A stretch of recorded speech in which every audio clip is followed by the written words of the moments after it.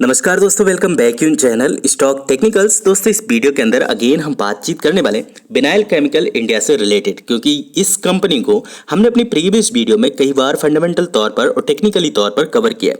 Company के Q2 की earnings की बात की जाए तो यहाँ पर हमें ढीली आती हुई देखने को मिली थी, जिसकी वजह से स्टॉक प्राइस हमें कंटिन्यू बेसिस पर गिरते हुए देखने को मिला। और आज के दिन काफ़ी बड़ा इवेंट कंपनी के अंदर होने वाला था, जिसकी वजह से स्टॉक प्राइस के अंदर आज हमें काफ़ी ज़्यादा प्रेशर देखने को मिला। और अभी की डेट में देखा जाए या अभी के टाइम पर देखा जाए तो 5% का हमें लोअर सर्किट लगते हुए देखने को मिल रहा है। हालांकि मॉर्निंग के टाइम पर थोड़ा बहुत पॉजिटिविटी देखने को मिल रही थी, बट उसके बाद हमें काफ़ी बड़ी गिरावट देखने को मिली। तो गिरावट के पीछे का रीजन है इनके Q3 के नंबर्स। सबसे पहले हम Q3 के नंबर्स देख लेते हैं, उसके बाद हम अगेन डिस्कशन करेंगे कि स्टॉक प्राइस हमें कहाँ पर संभलते हुए देखने को मिल सकता है और कहाँ तक गिरते हुए देखने को मिल सकता है। दोस्तों, यहाँ पर बिनाइल केमिकल के Q3 के रिजल्ट हमारे सामने हैं और हम इनको अभी एनालाइज करने वाले। तो फॉर्मेट सेम है, इस सामने वाला फॉर्मेट आपको करंट रिजल्ट का देखने को मिल रहा है, ये वाला प्रीवियस रिजल्ट का है। एंड यहाँ पर सारी वैल्यू जो है लैक्स में दी हुई है, तो अब हम इन्हें करोड़ में कन्वर्ट करके डिस्कशन करेंगे। लास्ट क्वार्टर की बात की जाए तो यहाँ पर 324 करोड़ की इनकी टोटल इनकम देखने को मिल रही थी। यहाँ जब स्क्रीनर की वेबसाइट पर देखेंगे तो यहाँ पर टोटल सेल्स देखने को मिलती है। जो इनकी टोटल सेल्स है वो हमें 324 करोड़ की देखने को मिल रही थी, जो कि अभी घटकर यहाँ पर 270 करोड़ की होते हुए देखने को मिल रही है। तो सेल के अंदर कंटिन्यू बेसिस पर हमें डिक्लाइन आते हुए देखने को मिल रहा है।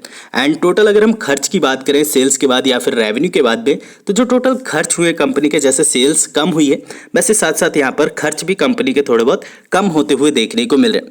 311 करोड़ के पिछली क्वार्टर में यहाँ पर खर्च देखने को मिल रहे थे, जो कि अभी 260 करोड़ में देखने को मिल रहा है। तो जैसे कंपनी की सेल्स डाउन होते हुए देखने को मिल रही है, वैसे ही कंपनी के जो एक्सपेंस है वो भी हमें डाउन आते हुए देखने को मिल रहे हैं। अब अगर हम सारे खर्चे इस रेवेन्यू से निकाल दें या फिर इनकी टोटल इनकम से निकाल दें, तो जो कंपनी के हाथ में बनता है उसको देख लेते हैं, जिसको बिजनेस की लैंग्वेज में total comprehensive income for the period कहा जाता है, या आप सरल भाषा में कहें जो कि शुद्ध मुनाफा होता है जो कंपनी ने इस साल शुद्ध मुनाफा कमाया है। पिछले साल देखा जाए तो यहाँ पर 10 करोड़ का देखने को मिल रहा था और वो अभी घटकर यहाँ पर 7.37 करोड़ का देखने को मिल रहा है। अप्रॉक्सीमेटली 7.5 करोड़ से भी नीचे इनके मुनाफा आते हुए देखने को मिल रहा है। तो कंपनी के अंदर हमें डिप देखने को मिल रहा है। पिछले क्वार्टर में भी डिप देखने को मिला था और अगेन यहाँ पर Q3 के रिजल्ट में भी डिप देखने को मिल रहा है। और यहाँ पर अगर हम बात करें EPS की, यानी कि अर्निंग पर शेयर की, तो यहाँ पर भी हमें गिरावट देखने को मिल रही है। पिछले क्वार्टर की बात की जाए 5.49 का देखने को मिल रहा था, जो कि अभी घटकर 4.3 का देखने को मिल रहा है। दोस्तों, इससे पहले कि आप कोई किसी भी तरह का पैनिक क्रिएट करें, आपको ये जानना बेहद जरूरी है कि कंपनी के जो प्रॉफिट हैं वो कंटिन्यू बेसिस पर घटते हुए क्यों देखने को मिल रहे हैं, या फिर आप कह सकते हैं जो ये सेल्स हैं वो कंटिन्यू बेसिस पर घटते हुए क्यों देखने को मिल रहे हैं। इसके पीछे का रीजन आपको जानना बेहद जरूरी है अगर आप इस कंपनी के अंदर निवेशित हैं या फिर आप इस कंपनी के अंदर निवेश करना चाहते हैं। पर जब आप कंपनी के अबाउट सेक्शन में जाकर कंपनी को एनालाइज करने की कोशिश करेंगे, कंपनी आपको various kind of speciality chemicals का बिजनेस करते हुए देखने को मिलती है, जो कि इंडिया के अंदर और अब्रॉड इंडिया कंपनी बिजनेस करती है। तो इंडिया के अंदर तो जैसा कि आप देख ही रहे हैं बिजनेस चल ही रहा है, बट जो अब्रॉड इंडिया है जो कि एक्सपोर्ट का बिजनेस है, यहाँ पर जितनी भी कंपनियां एक्सपोर्ट करती हैं उन सभी की क्वार्टरली रिजल्ट हमें ढीले देखने को मिल सकते हैं, जो कि Q3 के रिजल्ट होंगे। तो ऐसा देखने पर आपको बिल्कुल से शॉक्ड नहीं होना चाहिए। एंड कंपनी जो केमिकल्स प्रोवाइड करती है जो कि वाइडली जो यूज होते हुए देखने को मिलते हैं, जहाँ पर टेक्सटाइल और आपको पेंट जैसी इंडस्ट्रीज और एडेसिव जैसे सेक्टर्स में इस कंपनी के आपको केमिकल्स यूज होते हुए देखने को मिलते हैं। एक चीज जो मैं आपको बार बार मोटिवेट करते रहता हूं, अगर आपने कंपनी के अंदर 1 लाख रुपए या फिर 2 लाख रुपए लगाए हुए हैं और आप पैनिक क्रिएट कर रहे हैं, तो एक चीज आप बिल्कुल से ध्यान रखिए, जो कि पिडिलाइट इंडस्ट्री है, इसकी स्टेक आपकी स्टेक से कहीं ना कहीं आपकी स्टेक से कहीं ज़्यादा है, जो कि अप्रॉक्सीमेटली 41% की स्टेक बिनाइल केमिकल इंडिया के अंदर देखने को मिलती है।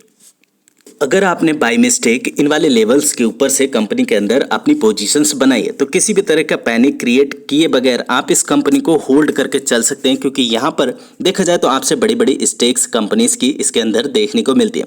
अब इस अगर प्रेशर की बात की जाए तो कंपनी ऑलरेडी हमें काफ़ी ज़्यादा डिस्काउंटेबल प्राइस पर देखने को मिल रही है। अब जैसे इनकी Q3 की रिजल्ट हमें ढीले देखने को मिल रहे हैं, तो हो सकता है स्टॉक आपको आने वाले दिनों में 400 या फिर आपको 350 रुपीज़ तक भी आते हुए देखने को मिले। तो आपको बिल्कुल से शॉक्ड नहीं होना चाहिए।